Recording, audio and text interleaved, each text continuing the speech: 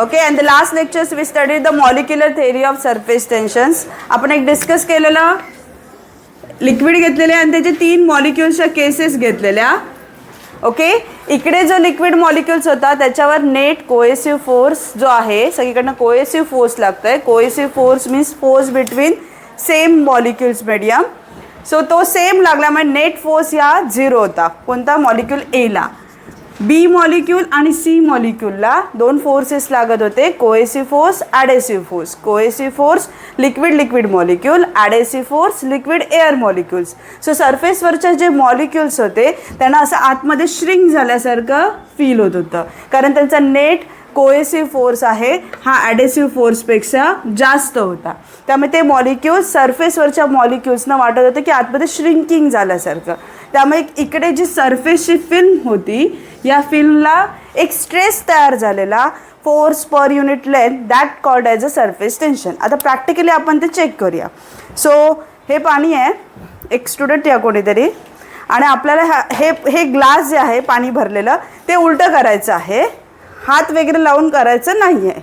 Okay. कोण करू शकेल?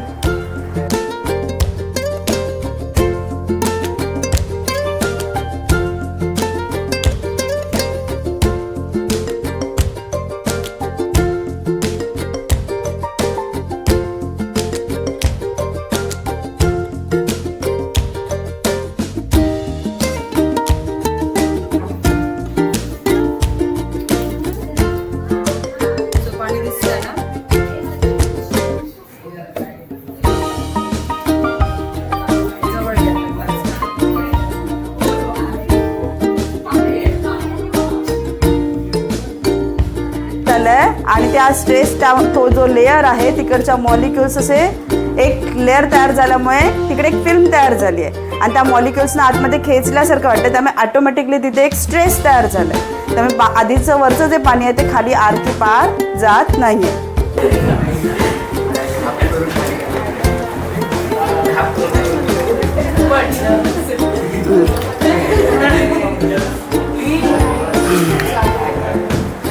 झालं ना?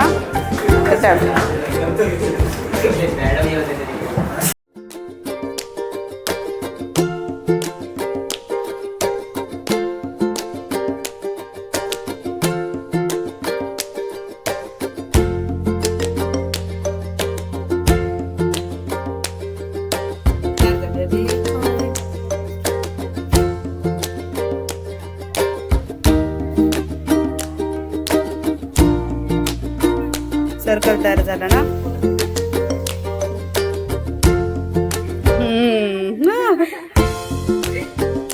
दाखव पुन्हा.